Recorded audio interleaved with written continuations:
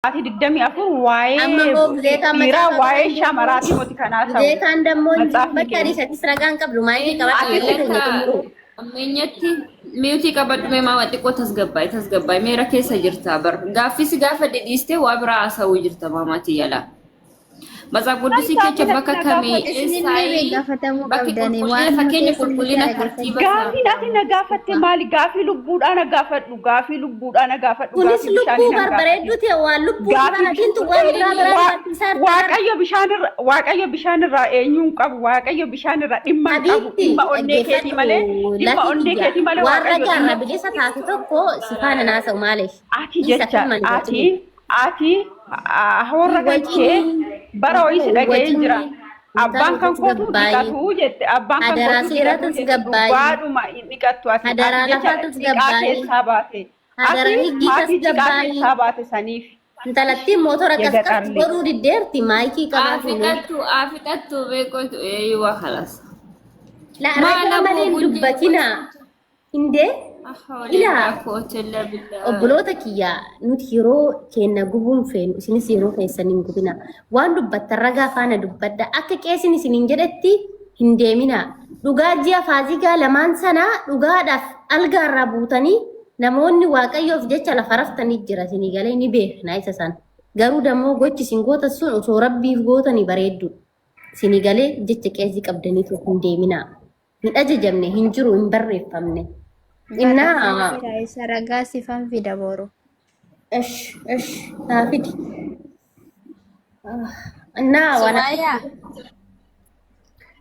Kenna sifana misukaraani abdi fana haasasi xiqqoo shan gammachuun qabu. Garuu isin gaafii gaafatamuu hin qabdani. Inna qabdee.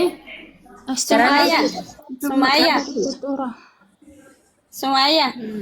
Koi seenan bareedu. Abdi busy jirta. Angaafi way si gaafachuu barbaada. No, busy hin jirran. Hayyee faana dubbadhu shi. Si faana dubbachuu barbaada. Tokkicha turimee si faana abdii kan baratti xiyyeeffadhu gaafadhoti suma gaafanne kana yoo si irraa fahaman. Okay, ani gaafiin qaba sinirraati. Ol dhagaan jirtan akkasii tasgabbaa. Eewa tasgabbaati yeroo takka gaafiin gaafatan. Eewa gaafii boodarra gaafattan jenneetiin jirra reefuu dhageessanii turtanii boodarra gaafattu amma gaafii gaafachaa jiran ijoolleen gaafii sanirraa deebisaa kan jedhe kan isin gaafatanii kiristaanummaan yookaan ammoo macaafni waan qulqullinaa waan barsiisu qabaa kan jedhan irratti deebii yoo deebisuu dandeessan itti fufaa. Ani kan jedhu amantiin musliimaa yoo amantiin musliimaa qulqullina irratti hundaa'a amantiin kiristaanaa abdii sumaaf haadee bisan keenya dhagaan jiran sumaaf haadee bisa sitti himan iddoo siifaa dubbisanii mee asii ol faamta. Abdii isaa ta'uu kennaa isaa ta'uu sumaayyaa isaa ta'uu gaaffii wayii qaba. Okay, gaafii boodarra gaafatta ayyee namni gaafii qabu maayikii qabadhaa boodarra gaafattanii carraa eeggadhaa boodarra namni deebii deebisuu danda'u maayikii banadhaa namni deebii deebisuu dandeessan qofti maayikii banadhaa. Ana jadaati. Hey.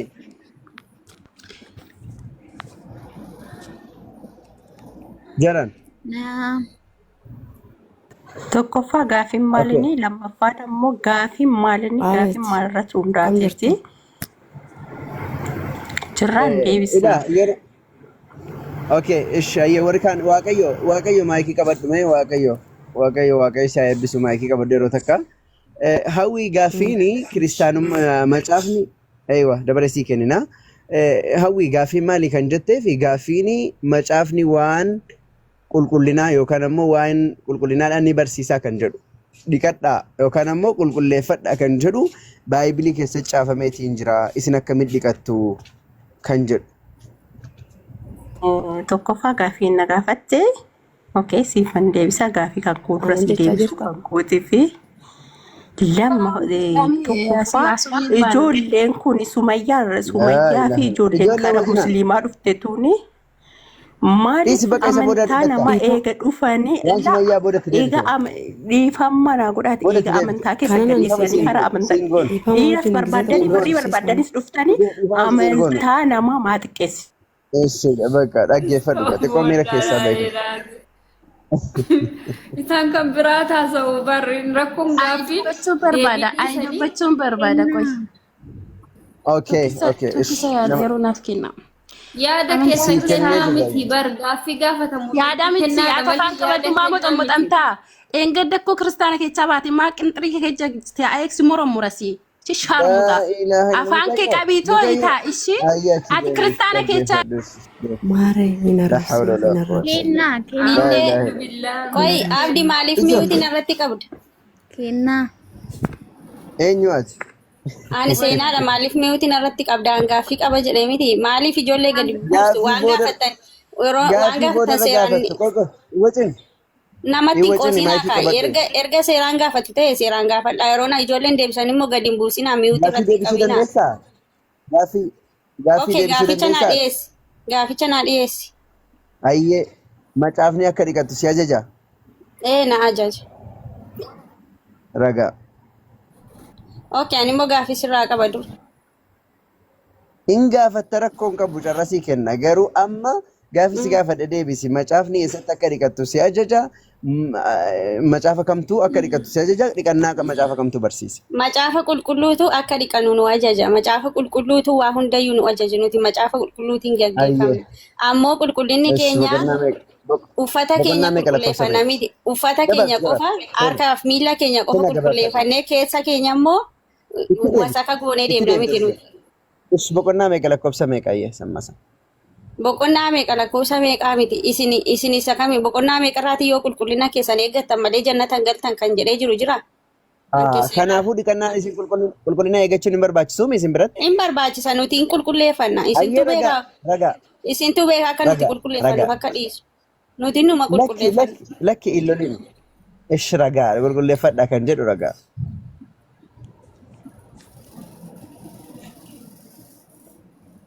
Qulqulleeffadhaa kan jedhu macaafa keenya keessa jira.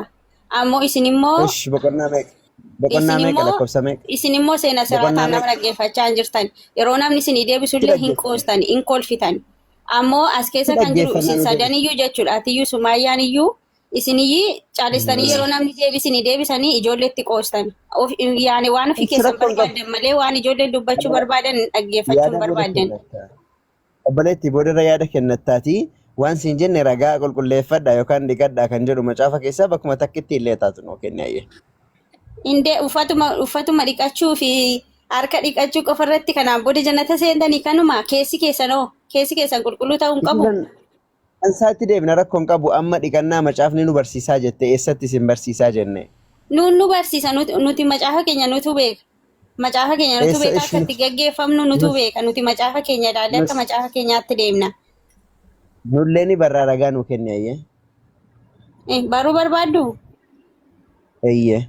Indee hin beektan yoo ta'e maaliif gatii banattanii ijoollee gaafatu ture? Hin beektan erga ta'e namni hin beekne akkamiin gaaffii gaafata? Baruuf gaafataa jirra waan ta'eef nuu kenni kaa'ate maaliif yeroo gubda yeroo hin gubin yoo hin dandeenye hin danda'u jedhee nama biraatti darbaa yeroo keenya hin gubin. No akkana miti bar yeroo waa tokko ijoolleen gaafatanii yeroo ijoollee sitti dubbatanii miyuutii irratti qabdanii gadi buustanii itti qoostanii akkanatti immoo hin ta'u. Isin waanuma fedhii keessanii qofa gaafattanii ijoollee waan sin barbaadan qofa sin dhiyeessuu hin danda'an.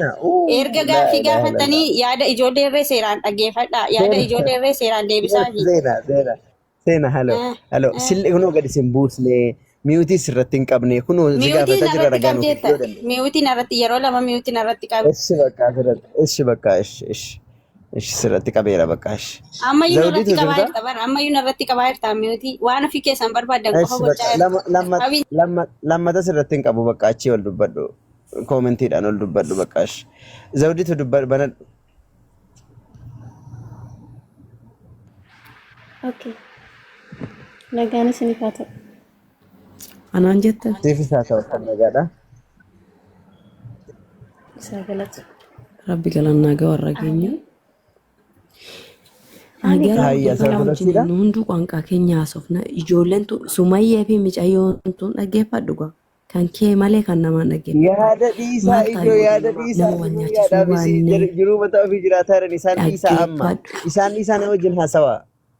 Jiruu mataa eenyumtuuba jiruu mataa isaan hin jiraatin hin jenne bakka anaa wajjin haasawaa jiran dhiisaa. Ortodoksiin akkan ortodoksii.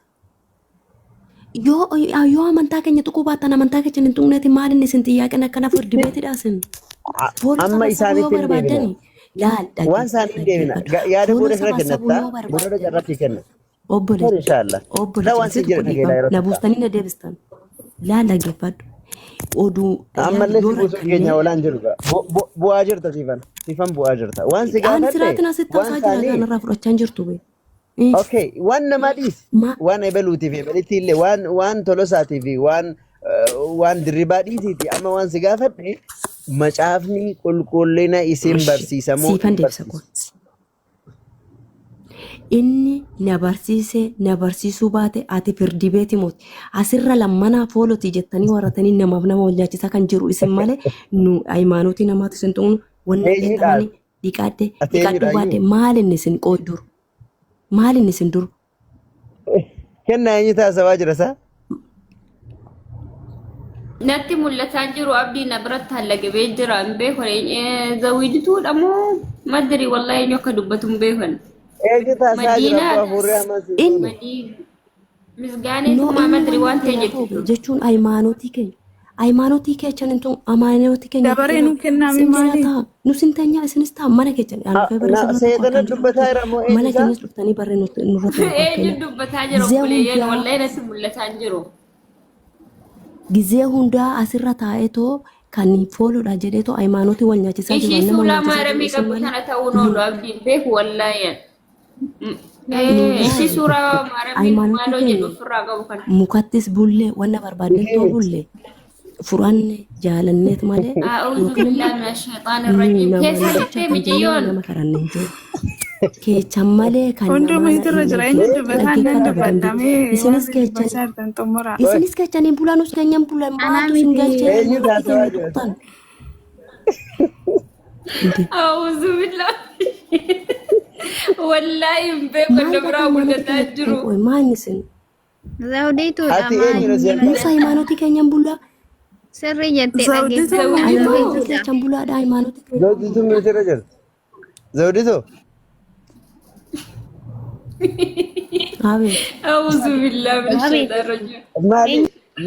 Maaliif akkana nu goota ati anchi? Maaliif akkana nu goota mutu? Dhugoonkaa tokko haasofnu nu wal nyaachaa jira. Maaliif namni Okay, isiidha argitee isiidha. Okay, amma waan siin jedhe isa amma. Miskiina bee dubbattee haa fedhattu maa yaa rakkoo dhabe. La wallahi maal dadhabne bara gaaffii deebisaan jirtu miskiina maalii tapha. Dadhabinaa muti dhaggeeffadhu obbolee. Dadhabinaa muti dhiifama yaa godhe. Gaaffii deebisaa adaraa keessan jiru. Rabbi gaaffii deebisaa iwwatina. Nurreen keenya nu abu. Zawwidituu miti mijayyoo. Gizee hundaa hayimaanotiin keechan akkan inni kan kuni firdi eenyudha kan dubbachaa jirtu eenyudha bula nus keenyan bula maalodha maaliif akkana taana wallahi abbaan barre eenyu ta dubbataa jiru barre obboleeyyan eenyu dubbataa jiru sittan haasaa jira Naannaa miinaan dubbadha. ati eenyudha yeroo tokko ishisa yaa ilaahi ati eenyudha kan dubbataa jiru Kan amma dubbadhu immoo madiidha. miti meejoollee qoyaa baateerti na fakkaate an dubbattu rabbi siin deebisi lammata siin deebisi rabbi abboo mana kana ammaan booda jechuudha hayimaanotii keechan isinis bula nus hayimaanotii keenya bula jirti mintu seeraan bula nu hundu ati jechuun kolfa dhiisilkaan naqasaa annan galchu waa'ee kana keessa garuu hayimaanotii keechan hin bula hayimaanotii keenya hin tuqinaadha hayimaanotii keechan ati eenyudha ishii kan dubbataa jirtu rabbii jedhi eenyudha ati eenyu kan dubbataa jirtu mamaayee bari hin beekne eenyu akka dubbatu ani ortodoksiidha garuu hayimaanotii keenya tuqnu hayimaanotii keenya hin tuqinaadha isin dhiqattanii isin maali taatan kana matu si galchuu buliitti. Ii mul'attu abdii meeqoo nan gaafa ishii maamaa tasgabbaa'e meeshee ati ortodoksiidha mii Ishi maqaan kee asirratti maal jedhaati? Bar maqaan kee mul'atu. Maqaan kee mul'achuu baate inni qonjo. Oromi paasoftaa muti waliin nyaata. By the way ati nama gaariidha hin beekamta nama gaariidha tasgabbooftuudha ishi gaaffisi gaafadha. Ortodoksiidha mii? Nus ortodoksii turre alhamdulillah rabbi nu laaffisee islaamummaa fudhanne. Gaaffii amma si gaafataa jiru kana gaafannee dadhabnee iddoo isaa dhabneef nu ta'uu dinnaa keessaa baane si galee ishi bakka kamitti iddoo kana jedha Luqaastu jedha Yohaannistu jedha ekelee jedhitoo bakka kana jedhe abdiin hin dubbisa yookaan tuu dubbisa iddoo kamii bakka qulqullina amma fakkeenya namni tokko gizee tsalootii gochuudha jedhe ishi tsalootii godhe baa jedhu tsalootii gochaa jiru dhiqaddaa bakki jiru eessa bakka kam faa dhiqatan harka dhiqatamoo ija dhiqatamoo mataa dhiqatamoo bakka kamii eegalaa jedha dhiqannaa. Yegetas munnellee dhiqatanii maal akka baddaniif qoy bakka kanatti qoy obboleetti qoy bakka kanatti eenyudhaati muyitii qabadda si gaafataa jiru micayyoo keessa baddee jirtu kanatti gaafataa jira. Keechan badee jira laalas amma jechuun wannan na amalakkatu san haymaanutii kiyyattan deemee zarazaree hima malee atis haymaanutii keessatti No, natti mikaati baruun barbaade maamayyee natti mi nan bara. Bakka kanatti akkana jedhaa anu yoo dhugaa argadhe waan gaafadhu kana argadhe kiristaanumatti hin deebi'e nu kiristaanummaa sirriidha akka seera mataa isaa qaba waan ta'eef si galee wanti kiristaanummaa irraa waan jedhu hin jiru kanaaf naa himi. Deemtee mootii siin taane mootii kiristaanummaan deemtee mootii rabbi daandii carqisee godhu daandii dheeraa carqisee godhu uma rakkoon qabu itti deebiteef itti ni daatu keechaa baateedhaaf. Ittiin baay'atu beektaa. Akkamitti si galaree ishii kana jedhee si galuu didee na ishii na furadha ammoo ishiitti nama namuunatti mijannaan didii ishii akkamitti si galee toon akkamittiin bara waan kanaan akkamitti namoonni ishii ortodoksiitti akkamitti nama fudhattu mee silaa nutti maal jirtan namni akkamitti dhufee ortodoksiitti amana. Abbaan laali jireenya ofiitti ortodoksii ta'uu barbaade mataa isaatiin maree waarratee sammuu isaatiin yaadee deeme malee ati har'a asirratti jechee haasofsiisteedhaaf yookiin ortodoksiin ta'u yookiin musliiman ta'u obboleetti dhaggeeffadhu namni tokko mataa isaatiin fufajjeettoo jiraata malee yookiin namni tokko tamaarsiseedhaaf barumsa kee qabatee yookiin barumsa koo qabatee kan deemu hin jiru hunduu sammuu ofiitiin of barsiisee deema gizee ammaa waggaa 18 oliitu hunduu beektaa. Atis siddati eenyu simboome haymaanutii kee qayyada. Madreenyu akka dubbataa jiru bira nu dubbachaa jiru silaayi shufii siifan momentii maayidha dubbachaa jiru. Miiti qabadhaa hundi keessanii haasa'u. Anama dubbadhee bu'uun barbaada warri dubbatanii xumurtanii. Gasti cufi balmee abdii al tokko. Siifan tawaayidoo kan jettu sanatti fakkaata. Yaalmaare isin lamaan garuu jechuudha. Gisee hundaa naqabaa nagallisa jettan tokko tokko kanarra fooloodha jettanii malee nama nyaachisuu malee wanna biraa bu'aa biraa dhugaas hin jedhaan. Mul'attuu bara abdeenyu akka ta'e hin beenneme. Ani mul'adhee sitti mul'achuu baay'ee hunduma isaanii buusi akka haaraa ergatanii warri deebi'u. Laa dubbadhee deema. Siifan kan jedhan maali isaan kun immoo. Kenna waaqayyoodha argeetiin jira anamma waaqayyo amma san gaggeesseedha bakka waaqayyoodha bar. Ayyee anamma gaafiin qaba. Nagaa keessan miti jalqaba irratti. Waaqayyotu nu rabbashaa oole. Dhugaa waaqayyo nama rabbashu nama rabbashe. Waaqayyo erga nama rabbashatee immoo maarrisila. Jirtu miti isin garuu. Nagaa alhamdulillah siifan naguma akkam naadhooti fayyaa keetii obboleettii dooniyaa. Maal immoo lama galchitaniyyuu mitiire. Abdii gaafadhu kun abdiitu beekanii akkaataa isaan harkataan lagamee jira. Si galcheera garuu hundaa'uuf walumaa galatti si galcheera. Wanta irra jiru barreessaa ture haa ta'u waan hundumaaf iyyuu gaafii nama gaafachaa jirtu ani immoo gaafii akkana gaafattaa hin barbaadu gaafii sin gaafachuu barbaade. Hin danda'amu? Maaliif ati jalqaba nu deebisii ka'ii malee ati gaafadhu garuu rakkoo qabu. Maaliif sin gaafatamuu malee gaafachuu malee gaafatamuun feetan immoo? No mirga qabdeenni sirriidha dhugaa keetiif bu'aa tokko baruudhaaf gaafachuun dirqama isaa. Garuu immoo wanta nu harka jiru kana nu harkaan jijjiirin. Sigalee nuti sagantaa qabna sagantaa irratti dubbataa. Rakkoon qabu maaliif jijjiirra maree ani isaanis sin gaafachuu barbaade sin gaafadhe isinis immoo waan gaafachuu barbaaddan nama biraa gaddabaree keessan hin gaafattu. Sagantaa nu jalaan jijjiirin kaa'amma. Ashi gaafiin keessan maalidha gaafadha? Baay'ee baatu ortodoksiidha. Galata waaqa. Ayyashi. Amma hanga ammaa dhageesserta garuu irra sii deebi rakkoon qabu. Namni tokko amma fakkeenya tsalootii gizee godhuudha jedhe akkamitti tartiiba eessarraa eegalee dhiqata moo hin dhiqatu? Inni dhiqata maaliif hin dhiqatu? Inni kun immoo okay rakkoon qabu ragaa fidda kaa eessatti maxaa quddusii keessa jira? iddoon niqadhaa akkanatti niqadhaa ijarraa inni qata namni maaliif hin kadha namni kan kadhannaa kadhatu lubbuu isaatiin malee foon isaatiif miti namni moroo lubbuu isaatii kadhannaa kadhatu dhiqatee qulqullaa'ee kadhata biddeena garattoo nyaata dhiqatanii nyaatuuti. Yoo gubbaa isaa yaadatee dhiqate kecha isaa yaadata baay'ee waa'ee keessaa minaamin nu dhiisi. Gubbaa keessa waa'ee gubbaatti jirra amma. Waa'ee gubbaatti jirra. Keessa kee gubbaa kee yoo qulqulleeffatte keessa keetti yannoo jetta. Amma waa'ee Matsaaf Quddusiitti jirra. Iddoo kami? Iddoonni akkanatti qulqulleeffadhaa asii dhiqadhaa bakka kana eegalaa qulqulleeffadhaa bakki jedhu eessaa? Quraana keessanirra hin jiraa? Injira tartiiban jira fakkeenya gizee salaata salaannu eessaa harka keenya eessarraa eegalan tartiiba qaba hundumtuu tartiiba qaba. Qaama keechaa dabbasaadha kaasee amma miila quba qeensa miilatti bakka akkanaa akkanatti dhiqadhaa bakka akkanaa akkanatti dhiqadhaa jedhee jira. Akkasitti jira. Ani garuu ani intala ortodoksiiti qulqullinni numa jira bakka hundumaa. Macaafarraa sanaa fidette kan ammoo ani macaafarraa amma sii fiduu baadhu siifan fida. Garuu nuti qulqullina isa gubbaa isa foonii kanaaf miti qulqullina keessa keenyatiif malee kan nuti jiraan. Qulqullina akka ammaa ta'e yeroo salaata harka keessan akkasitti dhiqadhaa fuula keessaa akkasitti dhiqadhaa qaama keessaa akkasitti dhiqadhaa kana isa seerri mana amantaa hin barsiisti macaafarrattis barraa'ee jiraachuu baatu. Maaliif jibbe barreeffamuu baatu qulqullinni hin barbaachisu jechuudha akka Matsaafni qulqulluu jedha. Qulqullinni hin barbaachisu habiibti qulqullinni giddeetaa akkasitti hudduu kee dhiqadha akkasitti hidhanna kee dhiqadha macaafa qulqulluu irratti barreeffamaare kun aybiidha.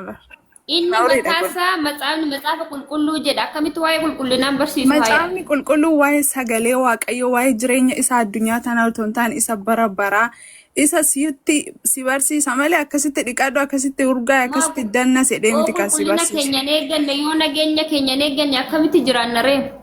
Akkamitti jiraanna? Waaqayyoodhaan labsina. Dhanna dhiqataniidha saa 24 bishaan ofitti naqanii dhumaaf jiraatu.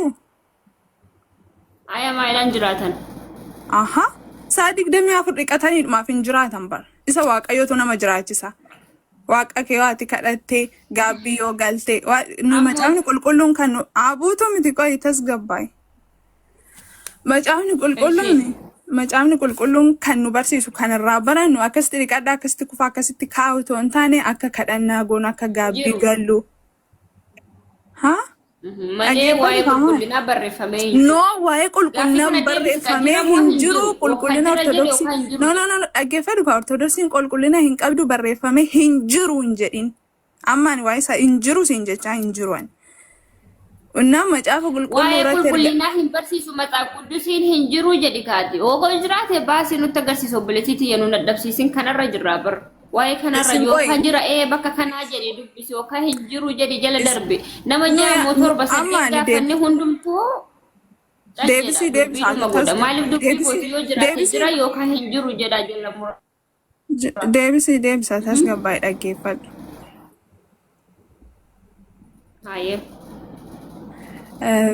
Waa'ee qulqullinaa kana taasoftu kanarratti nuti waa'ee qulqullina foonii isa gubbaa kanaaf hin cannaqamnu. Waa'ee isa boruu isa jireenya boroboriitiif cannaqamna malee.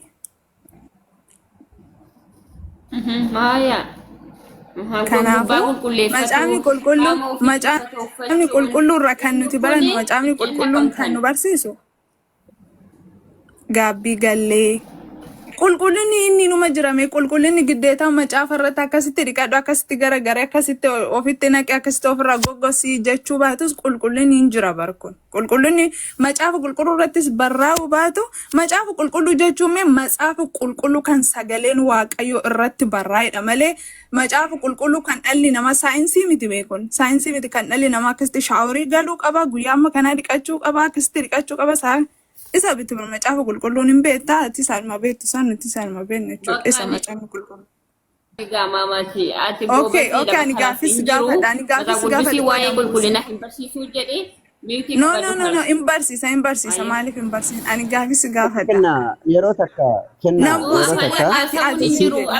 inni dhiiraati zim jedhaan kennaadhuma jiru nambuusin daqiiqa lama naa kenni qoyi. Himbuut. Ya, ati kennaa fi sumayyaan amantii ortodoksii keessa turtan miti. Yeroo takka inni dubbata yaada ibsata. Ati tasgabbaa'ii abdii. Kennaa fi Inni sumayyaan ibsata amantii yeroo takka waan ortodoksii keessa takka turtan miti. Gara musliimatti dhuftan. Baga waaqayyoon nu jaalate jetta miti baga sin jaalate. Baga sin jaalate garas dhattanii garuu erga gaafa amantaa musliimaa dhattanii qabataniiti wanti isin dhuftanii amma gaafeeti na gaafate xumurreme amma waan barbaade gaafachuudha mirgan qaba kaa qoy tasgabbaa'ee dhiifate muyitirraa hojii sana faana sinaasa'ini abdii faana haasa'e kennaati dhiise shi nambuusin isi omas na wajjin naasee na dhaggeeffadha. Haaya faana naasa'ini shi Sumayyaa abdii dhukaase. An dubbatiin kaa qoy naan xumuradha shufeech. Yeroo takka maaliif wacaati yeroo takka mena dhaggeeffadhu No, an kun xumuradha. Kan ofii bicha dhaga'ee kan namallee dhagaa isinis. Naan xumuradha na gaafatamaa No, muddatama mana yaada keessa miti nan bakki jira. kuni bakki amma jirru kuni bakka dhaggeeffadhu yeroo takka bakka yaadatti ibsatanii miti yaada yoo ibsachuu barbaade dhaqee mana kee fudhadhuuti yaada ibsadhu yoo barbaade immoo hiriyaa keetti dhaqee dhaggeeffadhu no jakee akaawuti dhaggeeffadhu no maali ingiliffata akkitti hima kana beekta dhaggeeffadhu hiriyaa keetti bilbiliiti nagaa waaqayyoo siif haa ta'u akkam jirta nagumaa yaada kiyyan kennachuu dhufe jedhiiti dhaqiiti mesenjeri yookaan immoodhaan hiriyaa keetti yaada kee kennatu dhaggeeffadhu. Ijoolleen akka amantaa dhugaatii amantaan keenya. Achi jeelaa gattaa'iiti dhaggeeffadhu. Yaada miti bakki kun bakki itti jirru waan yaada osoo hin taane waan amantii haasawaa jiru. Isin amma jechuudha warri ortodoksii turree animmoo yaada tokkoon dubbadha carraa naa takka na waxxarasa mee yeroo takka ijoo yeroo takka qoyaame mee yeroo takka eeywa yeroo takka muddaminaati wal dhaggeeffadhaa nullee dhaggeeffadhaa yaada kennachuu walii bilbilaati keessaan dhaqaa yaada waliif kennadhaa iddoo kan akka hin jiru yaada nama tokkoo kennachuu namni tokko yaada kennachuu osoo hin taane waan amantii haasa'u jiru jalqaba irratti macaafni keenya waan marree gubbaa jala dhiqachuu miila dhiqachuu harka dhiqachuu macaafni nuun barsiisu macaafni keenya waan kanaan dubbatu jetti maaliif jennaan in tuffata jechuu waan ayyee gaafa jaalalli kee afaan daadhii wayinii irra waan caaluuf afaan koo keessa godhina dhungadhu gaafa jedhu kana dubbachuun saalfanne macaafni dhiqachuu namatti himuu saalfata macaaf dhiqachuu moo wal dhungachuudha weedduu caalu boqonnaa 8 lakkoofsa 3 irraa aga 5 aga 7 yoo dubbistan harki isaa inni bitaa morma koo jala jira inni mirgaa immoo na hammataa jedha macaafa jedha akkas sigalee weedduu caalu boqonnaa 5 lakkoofsa boqonnaa 4 lakkoofsa 5 irratti yommuu michuun koo karaa qaawwaa harka isaa ol liccisu onneen koon dhaatee jedha waan akkasii haasa'u macaafni yommuu hin saalfatiin dhiqatuu maaltu isaa saalfachiisa macaaf dhiqachuun saalfiidhaa miti dhiqachuun waan barbaachisaa dhala namaati saayinsiinuu si barsiisa erga ta'e dhiqachuu saayinsiinuu si barsiisa erga ta'e macaafni kee saayinsiidhaa gadi fakkeenyaaf amantiin tokko waan guutuutu amantii jedhama wanni hir'atee waan biraatti si haajomsiisu yoo ta'e amantii ta'uu hin danda'u fakkeenyaaf ati waan jireenyaa barattee waan dhiqannaatiif macaafatti saayinsii biraatti yookaan kitaaba biraatti haajomta taanaan macaafni kee hirruudhaa jechuudha yookaan amantiin kee hirruudha yookaan immoo beekumsi waaqayyo keetii hirruu ta'a jechuudha. Waan ati baruun si barbaachisu hunda walitti qabee amantiin kee sin barsiisu taanaan amantii kee irraa garii barattee isaaf immoo ganaa saayinsii irraa barachuu deemta yoo taate ati amantiin kee hirruudha amantiidha jettee osoo hin taane saayinsii sana amantii godhadhu ati. Waan amantiin kee sin barsiisin erga saayinsiin si barsiisa ta'e ahlan wa sahlan kan ati waaqessuu qabdu yookaan amantii kooti jettee kan ati himachuu qabdu saayinsiidha jechuudha. Saayinsiidha. Amma fakkeenyaaf nuti akka muslimaatitti saayinsiitu nurraa waa fudhata malee nuti saayinsiirraa waan fudhannu hin qabnu. Wanni saayinsiin arra dubbatu rabbiin dursee kana dura qur'aanaan nu himee rasuula rabbii taalis islaam himnaan rasuulli adiisaan nu himan. Fixattuu reetis gizee waan rabbiin qur'aanaan nu hime maaliif fixattuu yeroo takka miti qabadhu. Fixadhu kaada miti qabadhu yeroo takka. Maayikii qabadhu yeroo takka ishee maayikii qabadhu. Eewa. Waraabessi eessa dhaqee maal gogaa naafaa jedhan yeroo takka maayikii qabadhaa gan dubbadee ka'u.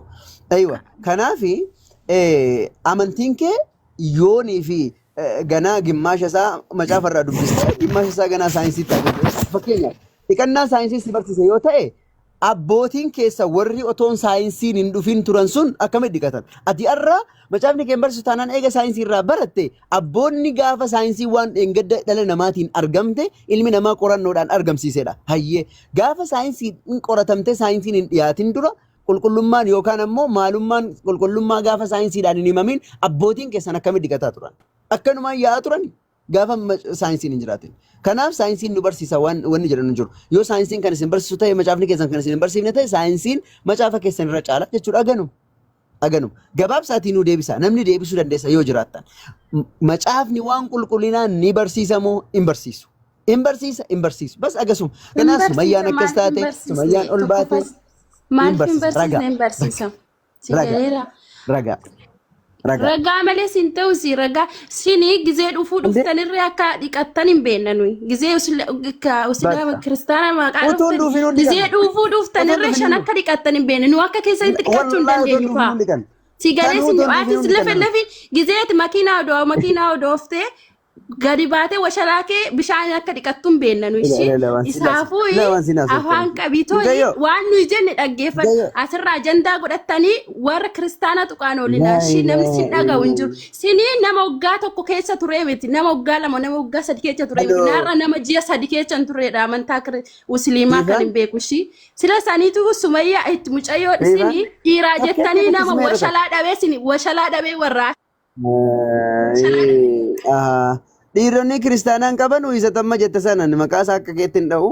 Warri kiristaanaan qabanu sorry wallahi በጣም ያሳዝናል. akka malee gara nama nyaata. Hin qabanu lakka jarri. Wayne maali bakka akkuma rifeensaatti dhaqanii haadhaabsifatan ka Turkii gara Turkii kanatti achi dhaqanii akkuma rifeensaatti qoyi micciyoo. Abdi carraan kenni iwwacina.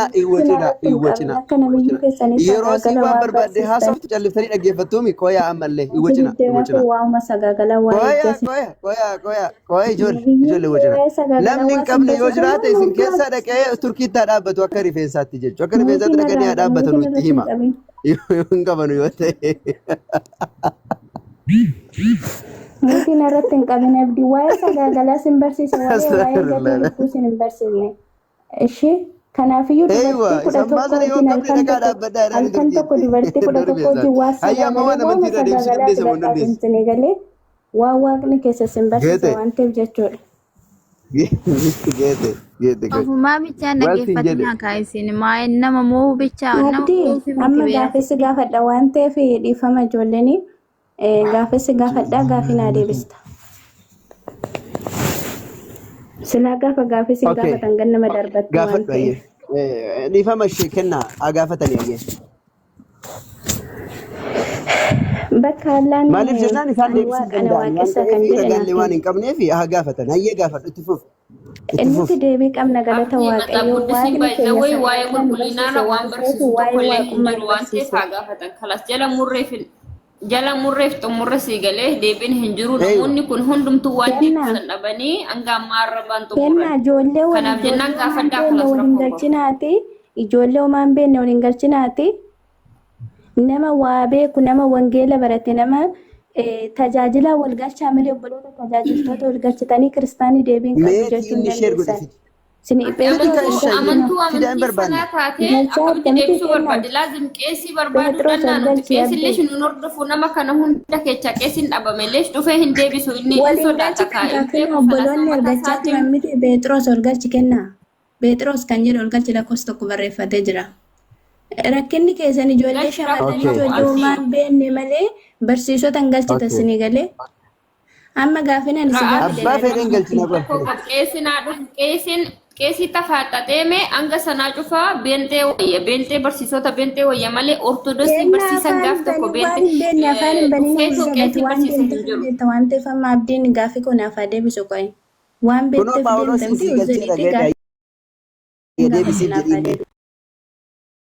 ittiin deebisaa jedhiin deebisi jedhi ittiin. Kana miti kaaseera godhadha. Waaqummaa isaarratti allaan gaafii godha waan ta'eef. Maayikii qabaddaa abdii hojii. Kenna anatu likkii galchaa cufadhu kenna. Paawuloosii walitti dhiisaa. Ana Paawuloosii walitti dhiisaati. Alo. Seeraan godhadhu Gaafa duutu ana wajjin dubbatu. Gaaffii deebisi amma. Nama dhiiraan galchitan jette jedhan waan ta'eef nama waa beeku hin galchitan. Ila waca jalqabe wacin yeroo takka mee yeroo takka. Wacin ijoollee yeroo takka. Ana dura waan seenteef gaaffii ishee deebisii siin jeeshi. Deebisii amma itti fufiyati gaaffii deebisuu dandeessa moo dandeessu? Waa isii dhiisi bakka amma waan sii dhiisi. Dhiira galchii warra dhiiraatu sanas gaafate allakke uumaa miti. Callisi bakka amma callisi isa galchinaan jette isa sii deebisanaan jette callisee maayikii qabadhu hin dubbatin. Paawulos gaaffii kun naa deebisi dura. Mucayyoo rakkoon qabu shigeete callisi. Waaqni kee uumaa yoo uumaa ta'uu sanatti miti isaan booddee gaaffii barbaadeen gaafata. Paawulos galchii yeroo jedhamee buusi. Akkas bakka. Warri wajjin hundumaa buusa tabdii seeratti godha kan wanyee. Bakka halas. Namni tokko maayikii bananna nama tokko banannan isin buusaan. Ayyee Paawulos gaaffii okay. Macaafni qulqulluun dhiqannaa akka itti dhiqattan isin barsiiseera waan dhiqannaa isin barsiiseera. Okay, macaafni qulqulluun bara kam keessa kenname? Dhaloota kam keessa kenname? Aadamiin macaafa qulqulluu barsiise yookaan immoo quraana barsiise dhiqannaa Aadamii filmaansa? Bara fedhe dhalatu, bara fedhe ergamu, bara fedhe barreeffamu. Ani wansi gaafadhe macaafni qulqulluun jettanii isin baattanii deemtan kun waan qulqullinaa isin barsiiseera. Aadamiin barsiise Aadamii filmaansa macaafa qulqulluu kajaamu kuni erganii fi dhaloonni takkaawummoo baroota sadan keessaa bara raajotaa keessa kan inni kenname. Musee irraa eegale miti. Musee duratti eentu barsiisaa ture hin jibaranillee. Dhalli namaa sammuu yaadu kennameef jira. Aadamiif akkuma kenname Addaamis sammuu isaa fayyadamee kan inni qulqullina isaa eeggachaa ture. Gaafa san wangeelli jira abdii. Gaafa san quraanni wangeelli jira. Waan Aadamillee dhiisi. Akkoo maaliif waan hin taane gaafatanii? Waan illee dhiisi. Aadamii fi ilmaansaa haga Muusaatti jiranii qulqullina isaanii eeggataa hin turre jechuudha. Awwaan isaa si gaafachaa hin jiru. Adaraa kee. Waan si gaafadhe macaafni yeroo takka na dhaggeeffadhu. Macaafni qulqulluun waan qulqullinaa isin barsiiseera yookaan Yesuus Kiristoos waan qulqullinaa isin barsiiseera waan dhiqannaa isin barsiiseera dhiqadhaa isiniin jedheera. Yoo dandeessinaa yoo dandeenya immoo hin danda'u jedhee rakkoo hin qabu. Barsiisee jira Yesuus Kiristoos ani qulqulluu akkuma ante isinis qulqulloota taha jeesoo jala muree himee hudduu kee dhiqadhu achiin bahii asiin bahii akkas ta'ii ispaarmii fira dhangalaasee akka Muhammaditti hin jenne qulqulloota taha jedhe. Tingallee amma hudduu jetti dhiirri hudduu jedha maal akkamitti ragaa sigannoo abdii abboo ragaa nuu kennu. Isparmi akka fira dhangaas Muhammad ragaa sigannoo. Argitee beekaa isaanii beekaadha jettee isiin beekaadha jettee ol galchaa nuun jette. Abboo ragaa nuu kenni Yesuus Kiristoos qulqullina isin barsiisuu taatiif ragaa nuu kenni isin jenne ragaa nuu kenni. Isa waan ta'e kamaan bakka na ishi boodara dubbina rakkoon qabu. Okay. Ragaa si banaa inni bifatee.